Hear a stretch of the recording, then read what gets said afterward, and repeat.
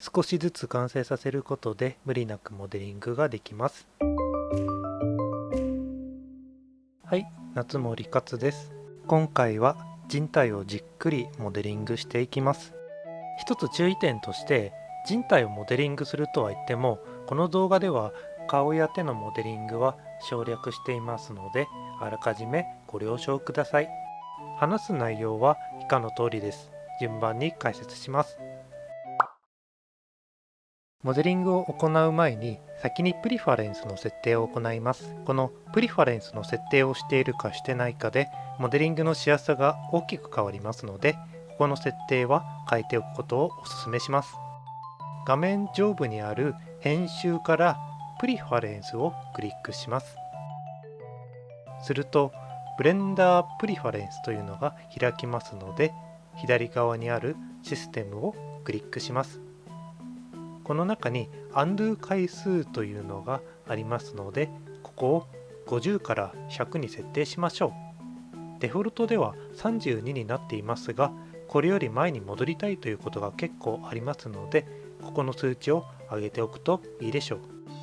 次に視点の操作をクリックします。ここに選択部分を中心に回転、透視投影、深度という3つの項目があるかと思いますが、まず選択部分を中心に回転を有効にしましょう。これはその名の通り、選択している部分を中心に視点を回転する機能で、例えば選択している頂点がありましたら、その頂点を中心に視点が回転するようになりますので、とても編集しやすくなります。次に透視投影を無効にし、最後は深度を有効にしましょう。透視投影を無効にすることで、点キーで視点を切り替えた時、自動で投影が変わってしまうのを防ぐことができます。深度を有効にする理由は、ブレンダーは時々ズームインが効かなくなることがありまして、ここを有効にするとそれを防ぐことができます。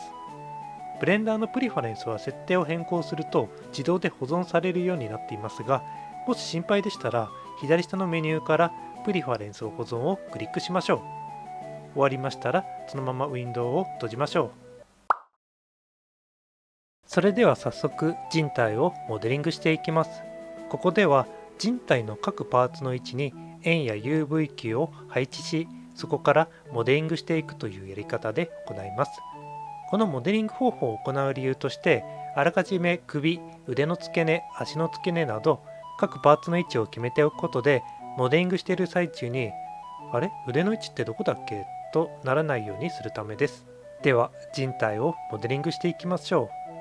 う。ブレンダーを立ち上げると最初に3つのオブジェクトが配置されていますが、今回この3つは使用しませんので、全選択のショートカットである A を押して削除のショートカットである X から全て削除しましょう。次に 3D カーソルを中心へ戻すショートカットの Shift+C を押します。ブレンダーは 3D カーソルを起点にオブジェクトが追加されるため、ここがずれていますとオブジェクトを追加したとき思わぬ場所に追加されてしまいます。ですので念のためにこのショートカットは覚えておくといいでしょう。そして追加のショートカットである Shift+A を押してメッシュから円を追加します。この円は後に腕の付け根、足の付け根となります。円を追加しますと、左下にオペレーターパネルという小さなメニューが出てきますので、クリックして開きます。このメニューから先ほど追加しましたメッシュに細かい調整を行うことが可能となります。ここでは円の頂点数を減らしたいので8と入力します。ポリゴン数を減らしたい場合は8よりも少なくして構いませんが、この動画では多すぎない、少なすぎないという理由で頂点数を8にして進めていきます。ではこの円を左右対称にして腕の付け根として配置しましょう。編集しやすくするために点キーの位置を押して視点を正面にします。プリファレンスで透視投影を無効にしましたので、点キーで視点を変えても平行投影にはなりません。ですので投影を切り替えるショートカットの点キーの5を押して平行投影に切り替えましょう。右側のプロパティのモディファイヤープロパティをクリックし、モディファイヤーの追加からミラーを追加します。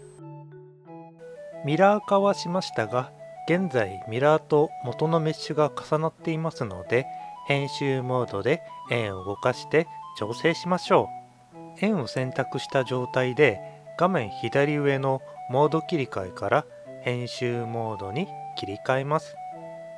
全選択のショートカットの A を押して円の頂点をすべて選択し、回転のショートカットの R から Y を押して Y 軸固定にし、90と数値を入力します。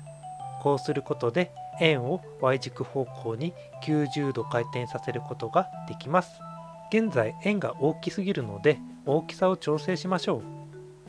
頂点がすべて選択されていることを確認しましたら、拡縮のショートカットの S を押しましたら 0.1 と入力します。するとスケールを 0.1 にしたことで円が小さくなりました。このスケールの調整は左下のオペレーターパネルからでも行いますので、各自好きな方で数値入力しましょう。次に腕の付け根となる位置に円を移動させますが、下絵がありませんので何を参考に移動すればいいのかが分かりません。そこでここでは左下のオペレーターパネルから数値入力をしながら移動するという方法で円を配置していきます。円の頂点がすべて選択されていることを確認しましたら、移動のショートカットの G を押して一旦左クリックで位置を決定します。すると左下のオペレーターパネルが表示されますので、移動 X を 0.26、移動 Y を 0.13、移動 Z を 1.17 と入力します。腕の付け根を決めましたら、次は足の付け根を決めます。腕の付け根に配置されている円が選択されていることを確認しましたら、複製のショートカットの Shift+D を入力します。円が複製されますので、続けて回転のショートカットの R、Y と入力し、さらに60と入力して左クリックで決定します。そしてこの円を数値入力で移動したいので、移動のショートカットの G を押して左クリックで決定。左下のオペレーターパネルから移動 X をマイナス 0.05、移動 Y をマイナス 0.07、移動 Z をマイナス 1.32 と入力します。今のままですと足の付け根が小さいので大きくします。拡縮のショートカットの S から X を押して X 軸固定にして 1.8 と入力し、 X 軸方向に拡大します。さらに横から見た時の足の付け根の大きさも変えたいので、一旦点キーの3を押して右側視点にします。そして拡縮のショートカットの S を押して Y で Y 軸固定にした後 2.3 と入力します。これで大まかな腕と足の付け根の位置が決まりました。この腕と足の付け根の位置をここに決めた理由として、今回は7頭身ぐらいの女の子を想定したモデリングとなっているからです。女の子をモデリングする場合は、だいたいは5から8頭身ぐらいがちょうどよく、小さな女の子の場合は3から4頭身ぐらいがちょうどいいです。7頭身の人体を制作する場合、4番目あたりに股下の位置が来るとバランスのいい体になりやすく、股下の上側が上半身、下側が下半身となります。今回配置しました足の付け根ですと、足が結構長くなってしまうかもしれませんので、もし足の付け根の位置を変えたいと思いましたら、各自好きなように位置を変えていただいて構いません。次は首と胸の位置も決めていきましょう。首と胸は別のオブジェクトとして新しく追加してモデリングしたいので、左上のモード切り替えからオブジェクトモードにします。ちなみに編集モードへ切り替えるショートカットはタブとなりまして、以降は作業効率をアップするためにこのショートカットでモードを切り替えていきます。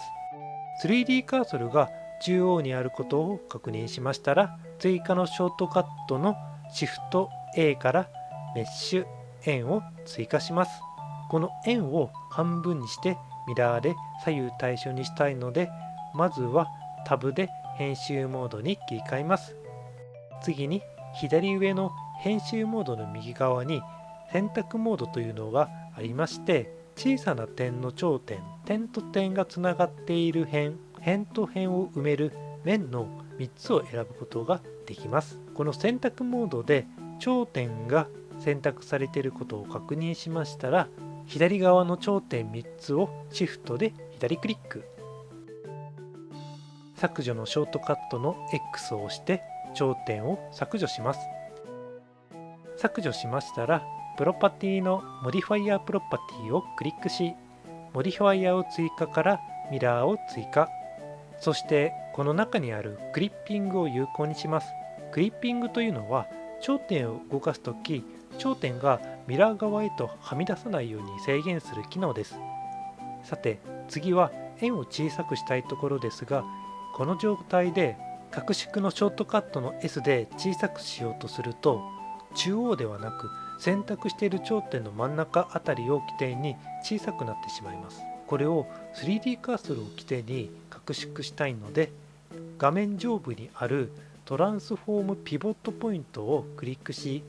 3D カーソルへと切り替えます。このピボットポイントというのは回転や拡縮の起点を決めることができる機能となります。次に頂点を A で全選択しましたら、拡縮のショートカットの S から 0.08 と入力します。もしこの数値入力がやりづらいと感じましたら、左下のオペレーターパネルで行うといいでしょう。この円を首の付け根となる箇所に移動します。移動のショートカットの G を押しましたら、続けて Z を押して Z 軸固定にします。一旦左クリックで決定しましたら、左下のオペレーターパネルから移動 Z に 1.3 と入力します。これで首の付け根が決まりました。終わりましたら、トランスフォームピボットポイントをデフォルトの中点に戻しておきましょう。最後に胸の位置も決めましょう。現在のモードが編集モードであることを確認しましたら、追加のショートカットのシフト A から UVQ を追加します。左下のオペレーターパネルからセグメントを10、リングを4と入力します。さらにこのまま数値入力で大きさ、位置や回転を決めていきます。まず半径を 0.1 と入力します。次に位置 X を 0.13、移動 Y をマイナス 0.15、位置 Z を 0.88 と入力。そして回転 X を90と入力します。次に点キーの3を押して右側視点にします。メッシュを透過して背面側も選択できるようにしたいので、画面右上にある透過表示を切り替えを有効にします。そして左側のツールバーからボックス選択になっていることを確認します。もしボックス選択以外になっていましたら、ここを左長押ししますと様々な選択が出てきますので、ボックス選択にしましょう。そしてこの UVQ の右半分を選択したいので、左ドラッグで選択し、削除のショートカットの X で頂点を消しましょう。終わりましたら、画面の右上にある透過表示を切り替えを無効にし、モード切り替えのショートカットのタブを押してオブジェクトモードにします。これで体の大まかな位置が決まりました。右上のアウトライナーを見ますと、円と円001というオブジェクトがあるかと思いますが、この2つのオブジェクトを結合して一つにまとめましょう。まず円を選択し、最後に円001をシフトで選択します。そして結合のショートカットであるコントロール J を押しますと、円001というオブジェクトとなって一つにまとまりました。このコントロール J は別オブジェクトとしてモデリングしました体や顔、手などを一つのオブジェクトにまとめる際に使用しますので、覚えておくといいでしょう。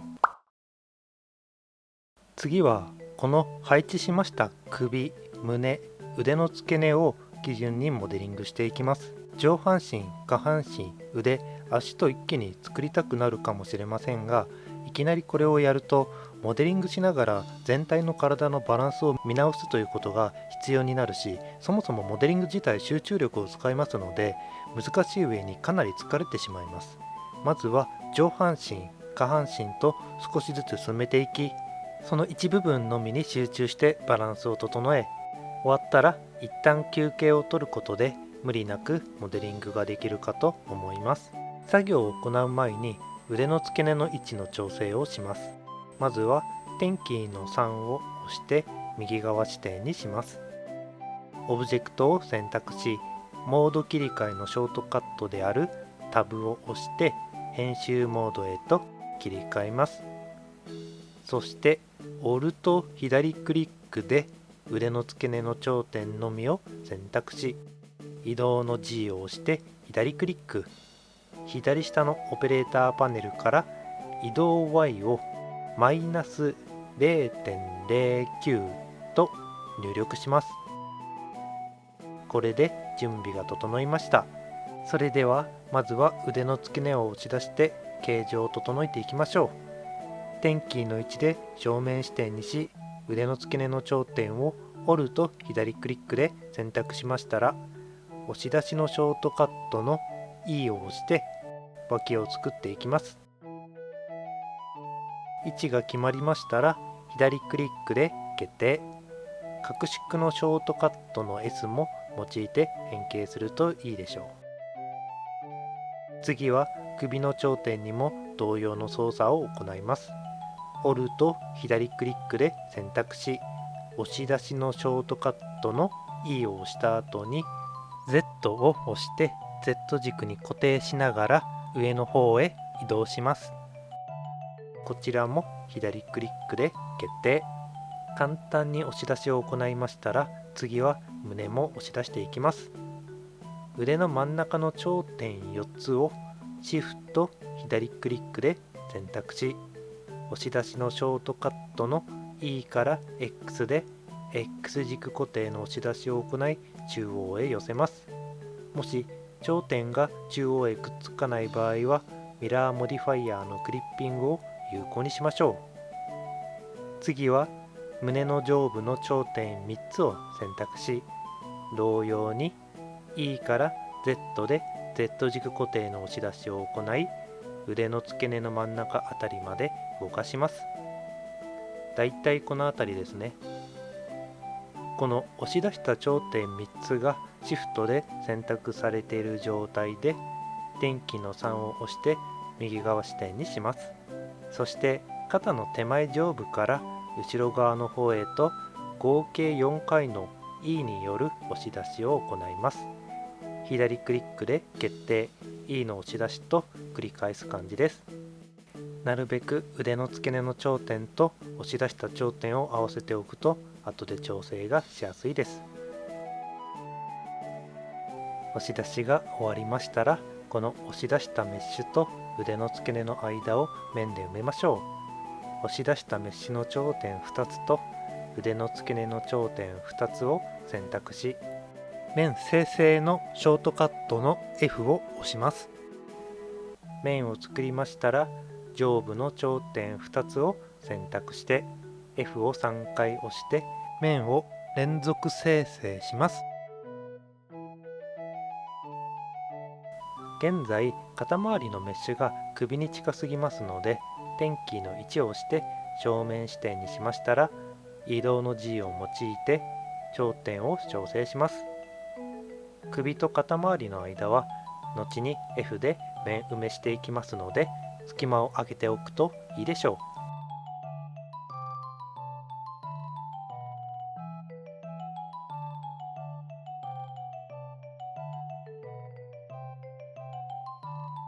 だいたいこんな感じですね。そして首の横側の頂点2つと肩周りの頂点2つを選択して面生成のショートカットの F を押します。さらに大胸筋の上部あたりの頂点2つを選択し押し出しの E からの X で X 軸固定にし中央へ寄せます。さらに鎖骨周りと大胸筋の頂点2つをそれぞれ選択し面生成のショートカットの F で埋めます。一旦形状を整えていきます。点キーの3を押して右側下にしましたら移動の G でざっくり調整します。大胸筋や鎖骨の側面が見えるようにするのがコツです。面の側面が見えないとゴツゴツとしててロボットのような見た目になってしまいますのでここは注意しましょう。この段階では完璧に作ろうとしなくて大丈夫です。最終的な調整は下半身をモデリングしたあたりから行いますので今は側面が見えるようにするを意識しながらざっくりモデリングしましょう。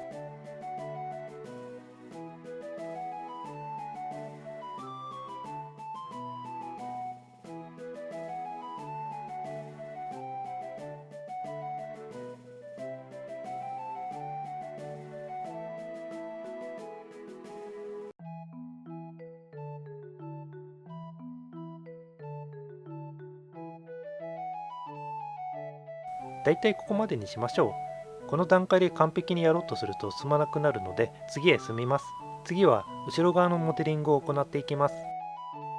胸の右側の頂点2つを選択したら E からの Y で Y 軸方向に背中側へと押し出します。この辺りですね。その後胸と腕をつなげるために胸の右側の頂点2つと腕の頂点2つを選択し F で面を生成します。さらに生成した面にマウスカーソルを置いてループカットのショートカットであるコントロール R を行い左クリックで決定、そして右クリックで位置の決定を行います。真ん中に穴が開いていますので間の頂点2つを選択し結合のショートカットの M を押して中心2を選んで1つにします。そしたら脇部分をモデリングしましょ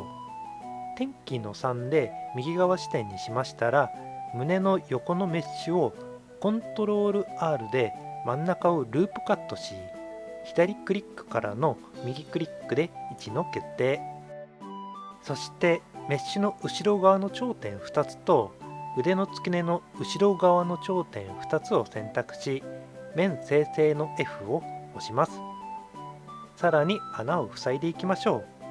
先ほど生成しました面をループカットのコントロール R を行い左クリックからの右クリックで位置の決定、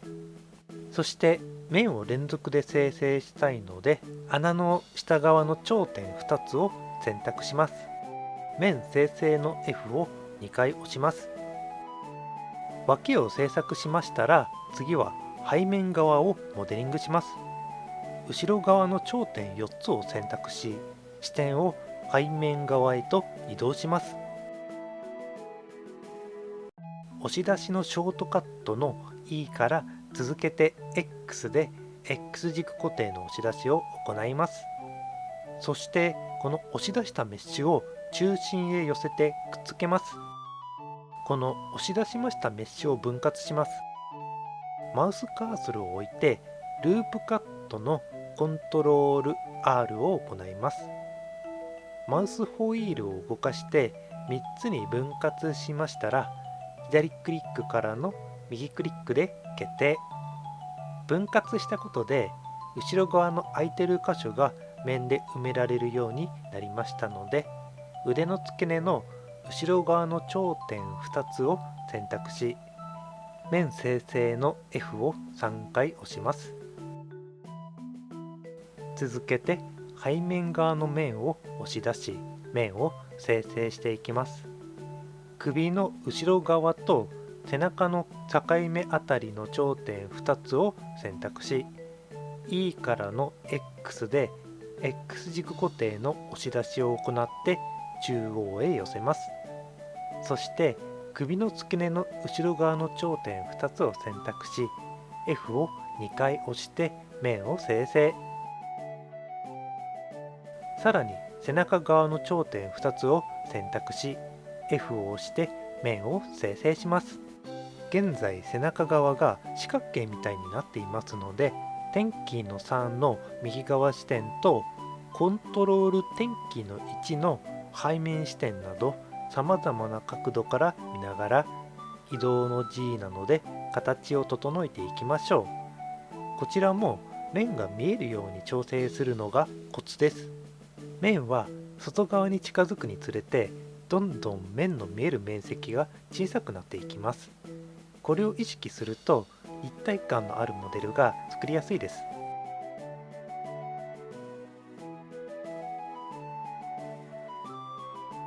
肋骨は構造上少し傾いています。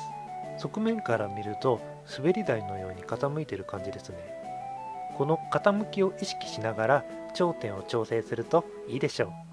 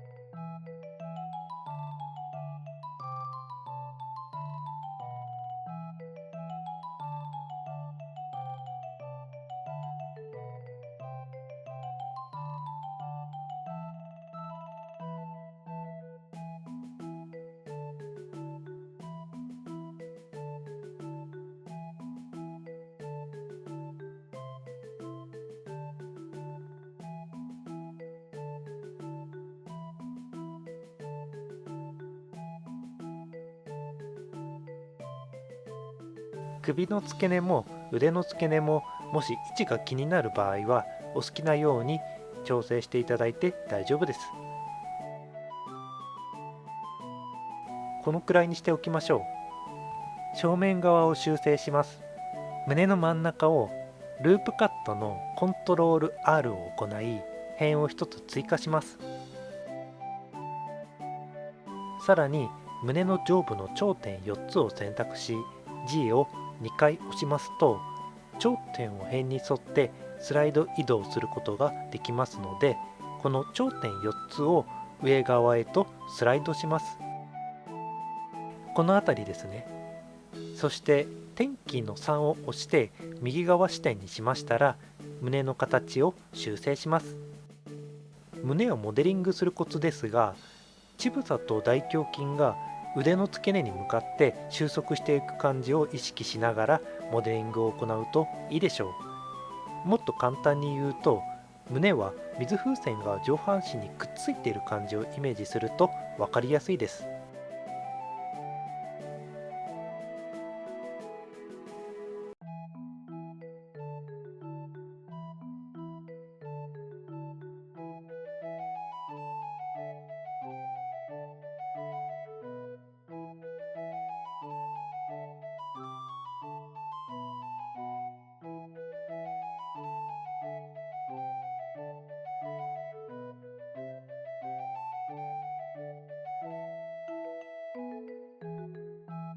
こんな感じですね。そしてもう一つ注意すべき点として、胸と胸の間の形状も整えることを忘れないことです。今のままですと形状がわからないので、 3D ビューポートの右上にある透過表示を切り替えを有効にします。ここも胴体にくっついた水風船を意識しながらモデリングすると分かりやすいかと思います。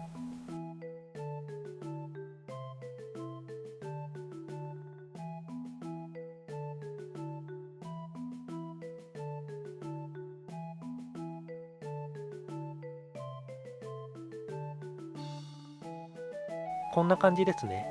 点キーの位置で正面側も調整しましょう。動画表示を切り替えは無効にし、移動の G で調整します。胸は正面から見ると完全な正面ではなく、やや外側を向いていますので、ここを意識するといいでしょう。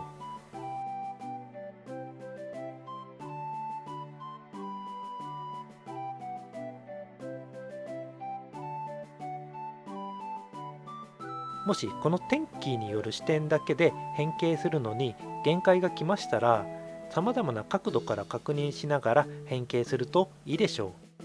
移動と回転は現在見ている視点に対して平行に変形しますので、これは覚えておきましょう。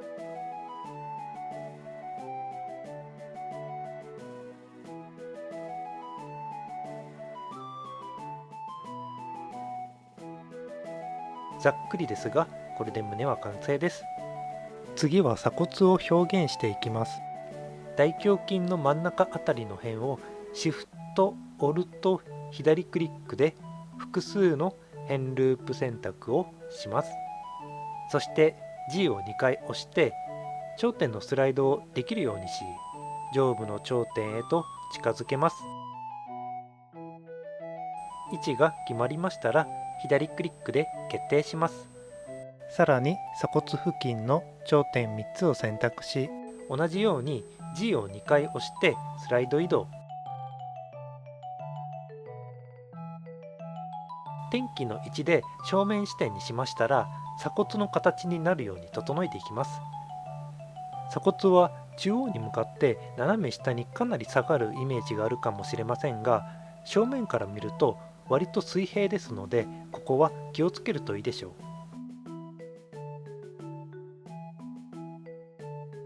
こんな感じですね。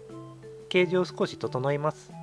大胸筋周りの頂点をシフト、オルト、左クリックで複数の辺ループ選択をしましたら、 G を2回でスライド移動。移動の G やスライド移動の G を2回で頂点を整えていきます。ここまでにしましょう。以上が上半身のモデリングでした。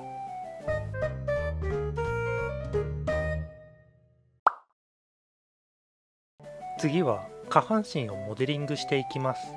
まずは足の付け根周りを押し出していきます。編集モードで足の付け根の頂点をオルト左クリックで選択します。次に E で押し出しましたら、下へ移動して左クリック。続けて拡縮の S で大きさを調整。このくらいですね。次に足の付け根内側の頂点3つを選択したら、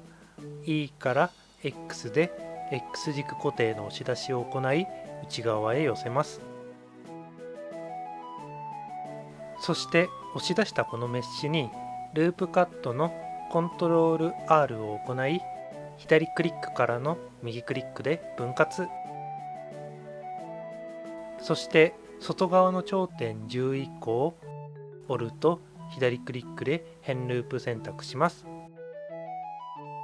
次に上半身の下側の頂点11個を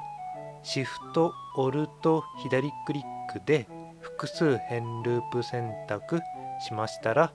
3D ビューポットの上部にある辺をクリックします。このメニュー内にある辺ループのブリッジを選びます。すると複数選択した辺の頂点に合わせて面を作成してくれます。点キーの位置を押して正面視点にしましたら、横にループカットをしたいので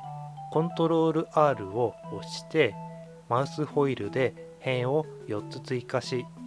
左クリックからの右クリックを行います。そしてこの4つの辺から移動の G や拡縮の S などで形状を整えていきます。まずこちらの辺は肋骨の位置となり、その下はくびれとなります。とりあえずざっくりと移動の G や角縮の S を用いて調整します。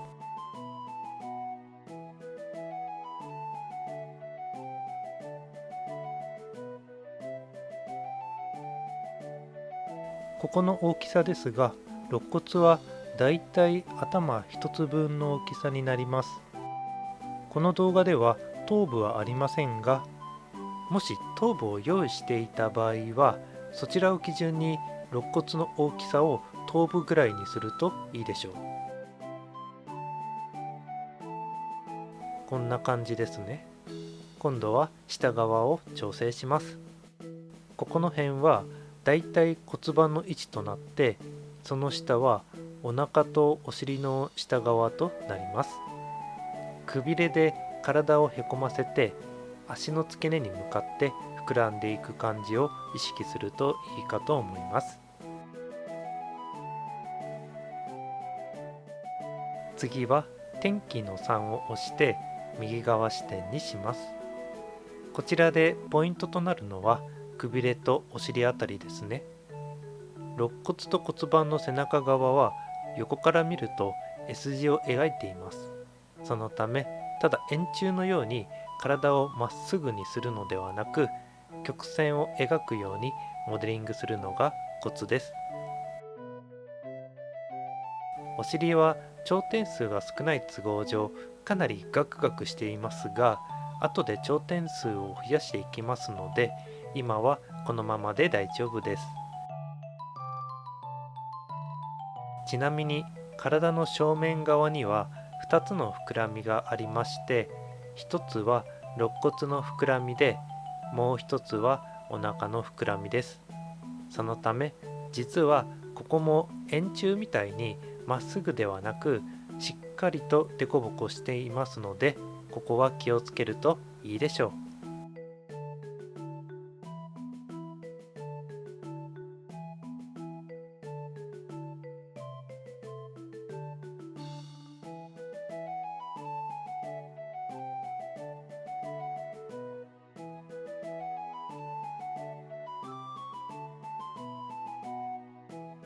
最後はコントロール点キーの1で背面視点にしましたら、背中側の調整も行います。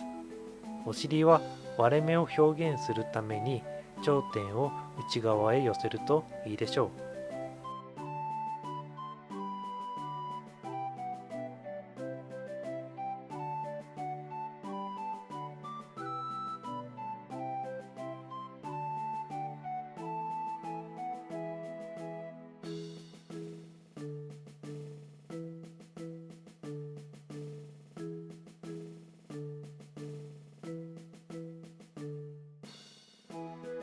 とりあえずこのくらいにしておきましょう。厳密にモデリングしようとすると終わらなくなりますので、ざっくり完成させましたら次へ進みましょう。次はお尻を作り込んでいきます。点キーの3で右側視点にしましたら、骨盤あたりのメッシュにループカットのコントロール R で辺を追加。再び形の調整を行います。お尻をモデリングする際に、背中からお尻までの膨らみはポコッと丸くするよりはなだらかな傾斜にするとそれらしくなります。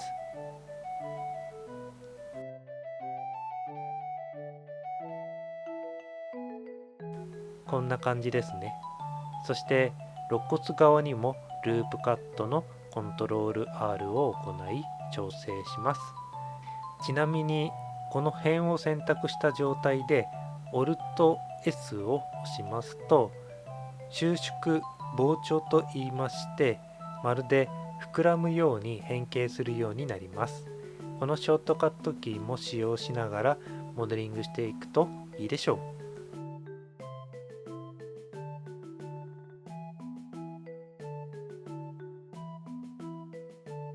他のところの調整も行います。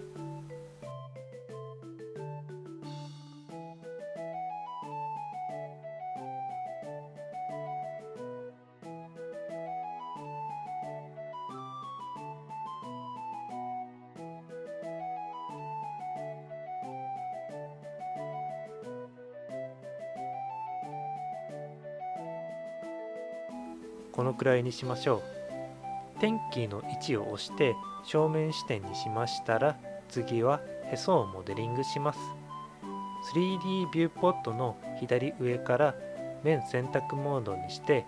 腹部の面を1つ選択します。次に面の差し込みのショートカットである I を押した後にマウスカーソルを動かしますと、面の中に面を差し込むことができます。適当な大きさになりましたら左クリックで決定。左下のオペレーターパネルから境界を無効にしますと、ミラーの中心側に合わせて面を差し込むことが可能です。へその面を選択した状態で角縮の S を用いて大きさを調整。調整が終わりましたら押し出しの E から内側へ押し出し左クリックで決定します。さらに角縮の S で少しだけ小さくして左クリック。そして点キーの位置を押して正面視点にし頂点選択モードに戻しましたら、へその形状になるように整えていきます。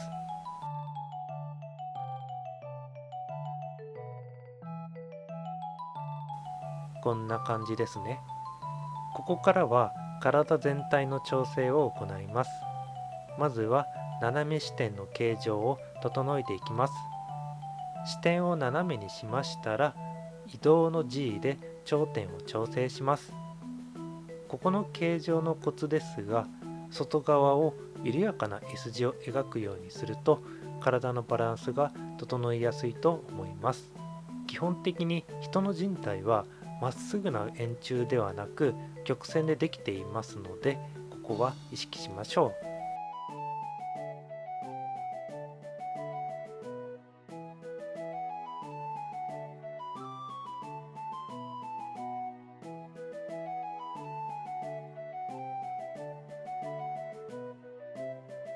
ここもこだわりすぎると終わりがないのでここまでにします。腹部周辺の修正を行います。ループカットのコントロール R で腹部周辺に辺を2つ増やしましたら、移動の G でざっくり調整します。このように最初は少ない頂点数から次第に増やしていき、どんどん作り込んでいくのがコツです。その他さまざまな視点から見ながら気になる箇所がありましたら、各自移動の G や角縮の S などで修正しましょう。足の付け根周りのメッシュですが、外側の頂点を上に上げることで足を曲げた時にメッシュが崩れにくくなります。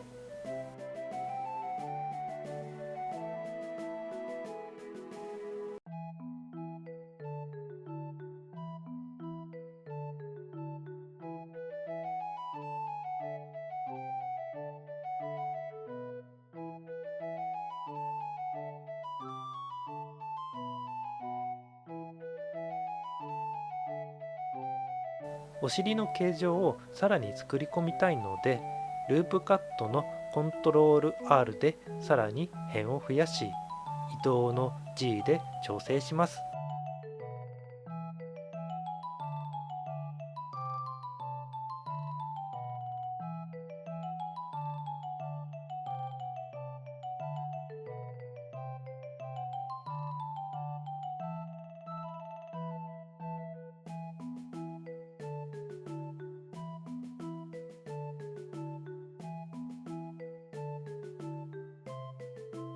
体を俯瞰から見たとき、股あたりの形状は太ももをやや前に出して股を少し後ろへ移動するのがコツです。つまり太ももよりも股をへこませるということです。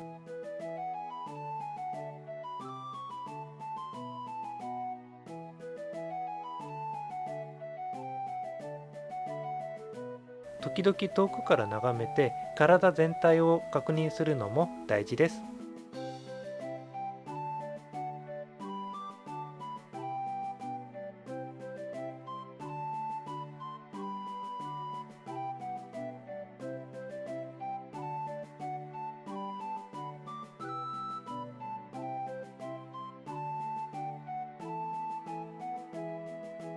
このくらいですね。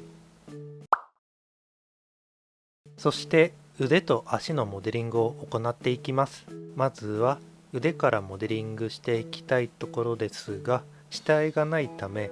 どのくらいの腕の長さがちょうどいいのかが分かりづらいです。腕の長さについてですが、腕を下げた時に手首がだいたい股か股のやや上あたりに来るとちょうどいい長さになると言われています。そこで長さの指標となる円を追加したいと思いますので、タブを押してオブジェクトモードにしましたら、シフト A からメッシュ円を追加、そして RX から90と入力、点キーの1を押して正面視点にしましたら、この中心にある原点を腕の付け根と肩の中心あたりに配置します。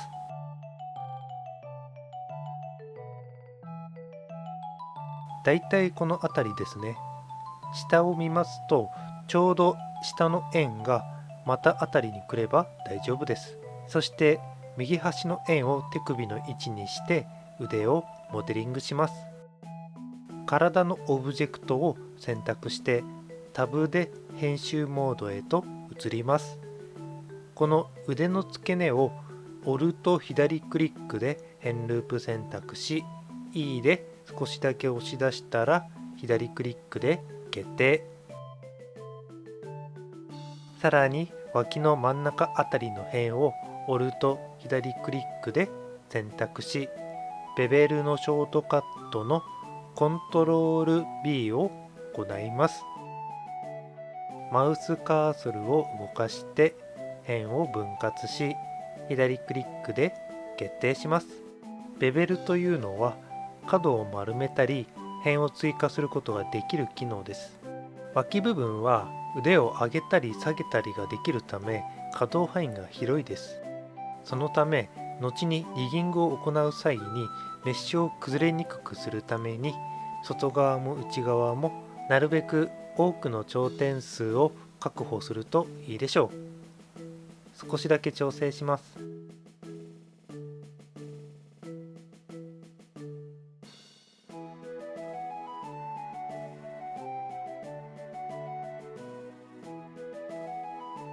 押し出した外側の頂点をオルト左クリックで選択し、さらに E で円の右側まで押し出して左クリック、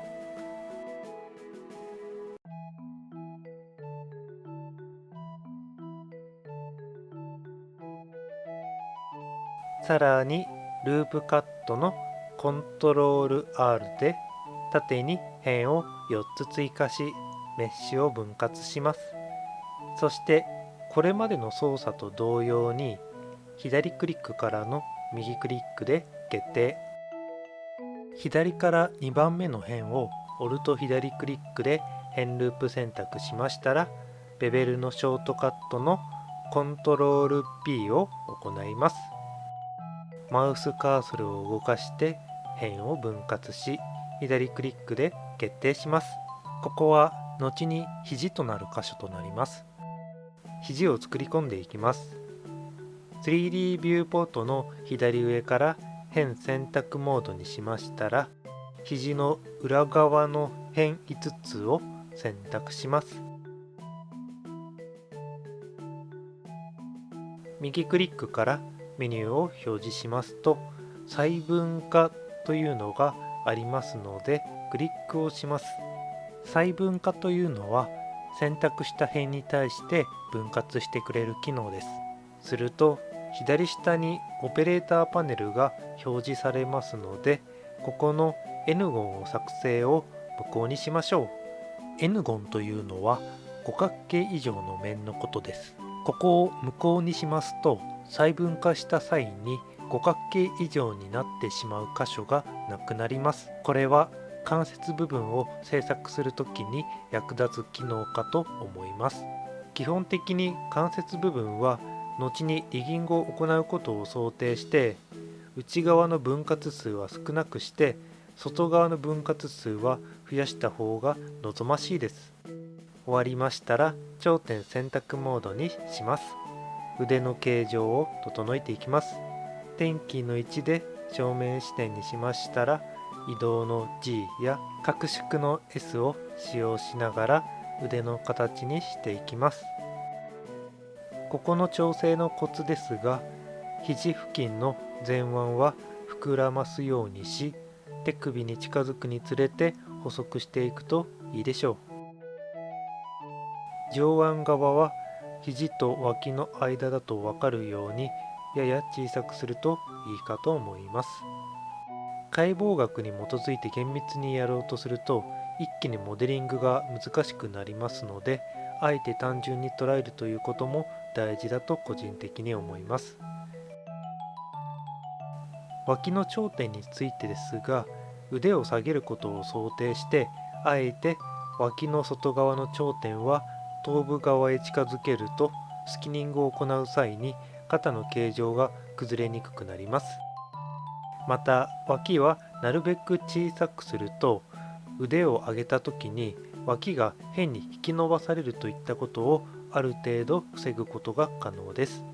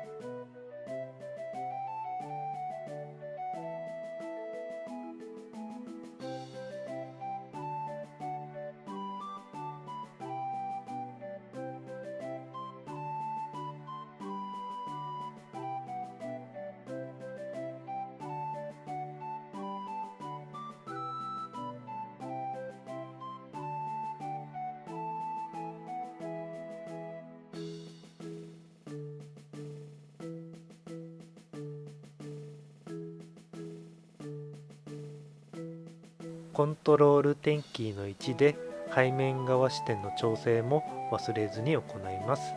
3D ビューポートの右上にある透過表示を切り替えも時々使用するといいでしょう。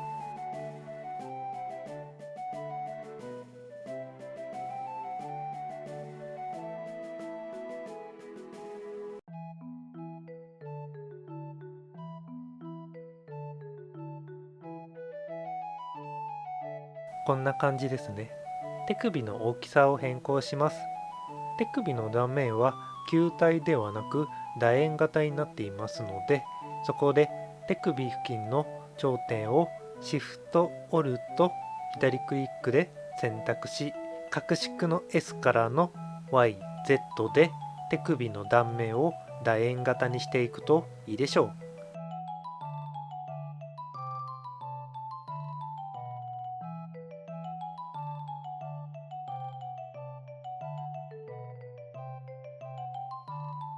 ここまでにしましょう。以上が腕のモデリングでした。次は足へ移ります。足の長さについてですが、このキャラクターは7頭身を想定していますので、足の長さもそれに合わせてモデリングするといいでしょう。もし頭身がわからなくなりましたら、ボンを追加して細分化し、頭身を測るという方法があります。タブを押してオブジェクトモードにし、シフト A から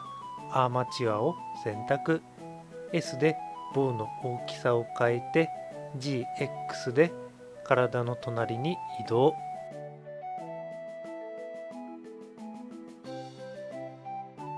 タブでボンを編集モードにしましたら、右クリックから細分化を選択。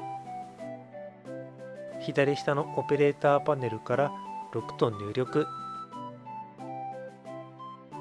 再びタブでオブジェクトモードにして移動の G や拡縮の S で調整。股が棒の上から1、2、3、4とこの4つ目あたりに来るのがちょうどいいので、そこを基準に棒を調整します。このくらいですね。そしてこの棒の一番下の中央あたりを足首にするのがちょうどいいと思います。体を選択しタブを押して編集モードにしましたら、足の付け根の頂点8つをオルト左クリックで選択します。次に E から Z を押して Z 軸固定の押し出しを行います。このボーンのだいたい中央あたりに来ましたら左クリックで決定します。断面をまっすぐにしたいので S を押した後に Z を押して0と入力しますと、頂点を横にまっすぐ揃えられます。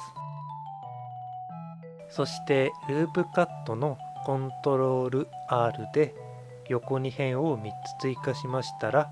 左クリックからの右クリックで決定。中央の辺をオルト左クリックで選択しましたら、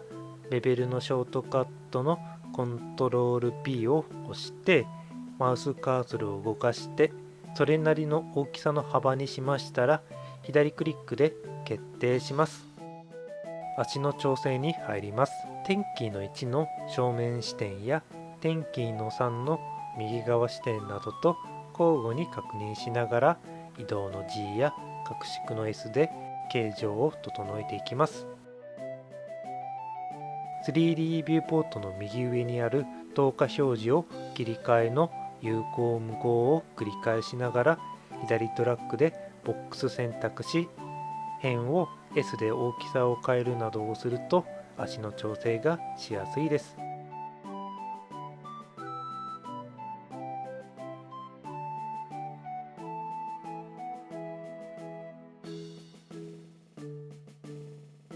足をモデリングするコツですが、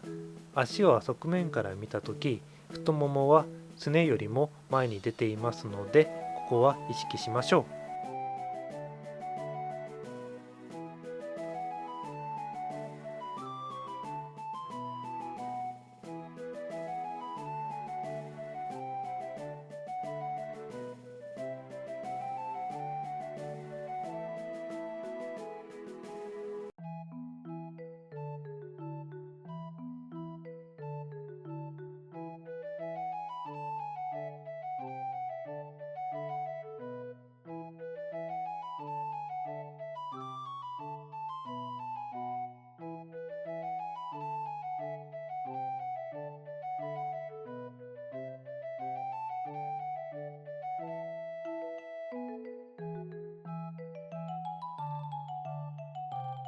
肘と同様のことを膝にも行います。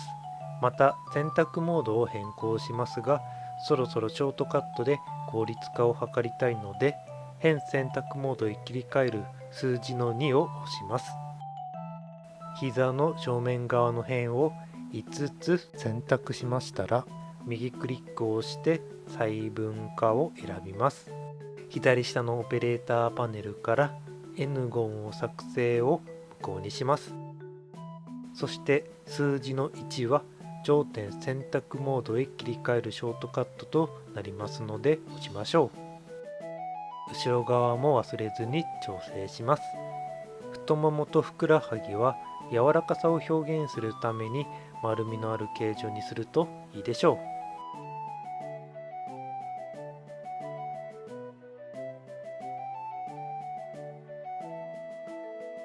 こんな感じですね。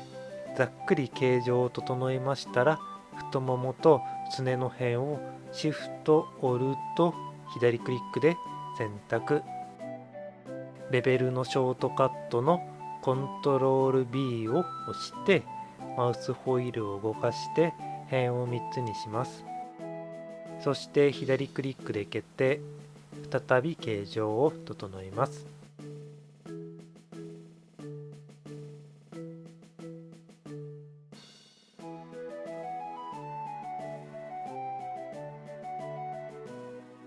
ふくらはぎは正面から見ると内側が下、外側が上へ上がっていますので、これを意識しながらモデリングしましょう。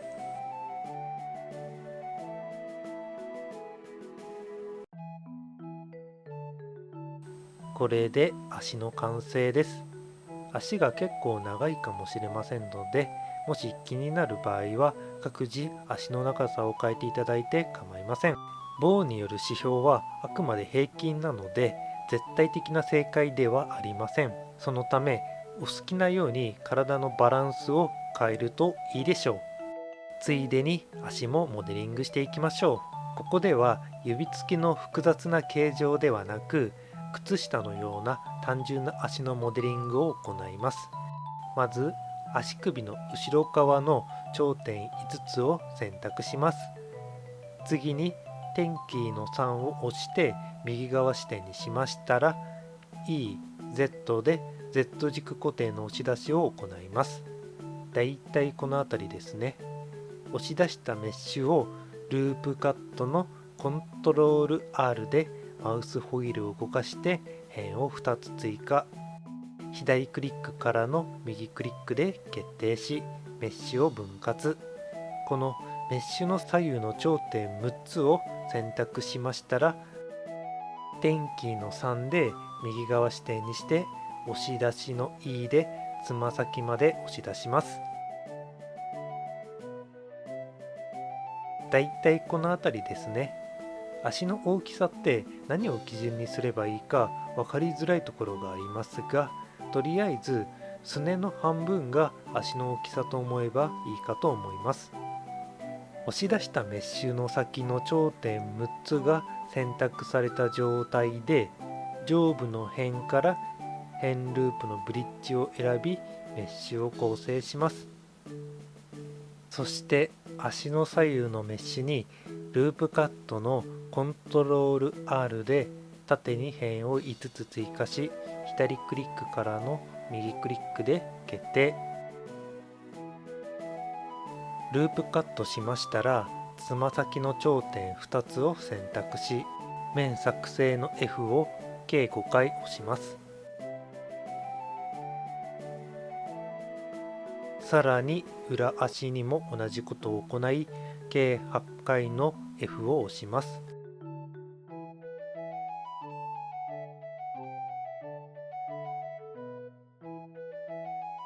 次はループカットのコントロール R で足を縦に分割します。足首の側面側の頂点2つを選択し、面作成の F を計4回押します。そして現在箱のようになっているこの足を足に見えるように変形していきましょう。これまでの操作と同様に点キーの1の正面視点、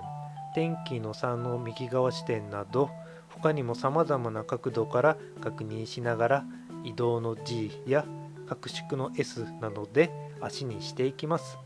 足も手と同様に複雑な箇所ですのでシンプルな形状にしていくのが重要です。まずは立体感を出したいので外側の面を見えるようにしていきます。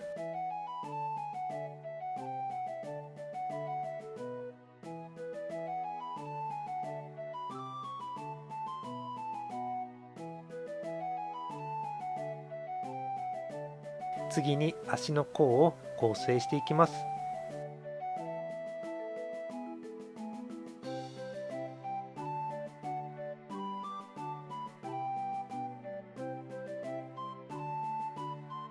一旦点キーの1で正面にしましょう。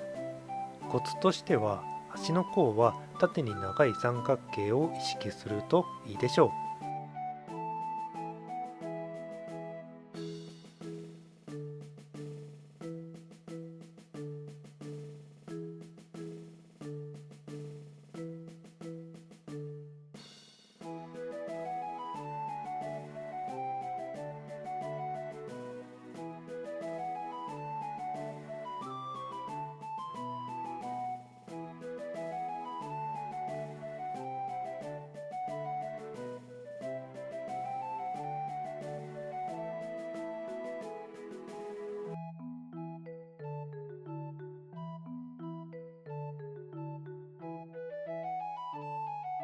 こんな感じに三角形のようにすることです。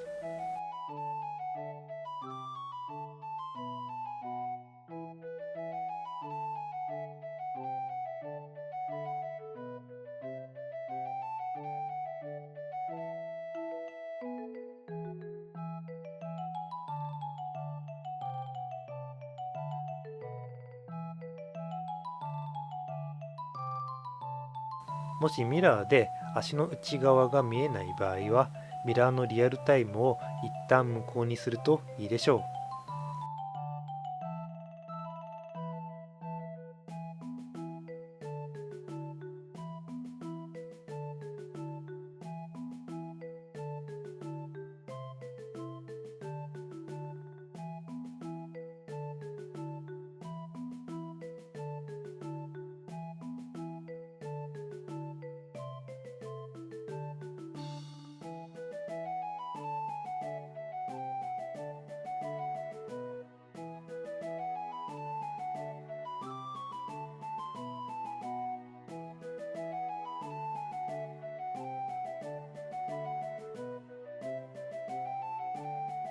今回は足の指はモデリングしませんでしたが、単純な足の形状でも割と重要なコツを一つお伝えします。それはつま先は足の内側に向かっていることです。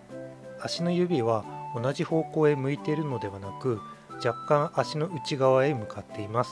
そのためここは四角にしたりまっすぐにしたりするのではなく、このようにつま先を足の内側へ向かっていくようにモデリングすると足らしく見えます。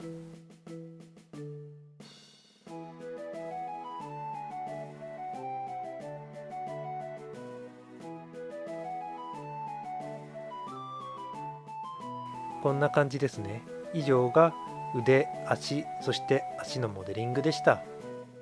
ついでにこの状態でサブディビジョンサーフェスを追加してみましょう。面の向きが揃っていないので、全て表向きに揃えます。全選択の A で全てのメッシュを選択して、面の向きを全て表に揃えるショートカットのシフト N を押します。さらにタブでオブジェクトモードにして、右クリックからスムーズシェードを追加。足首が太すぎるので形状を修正します。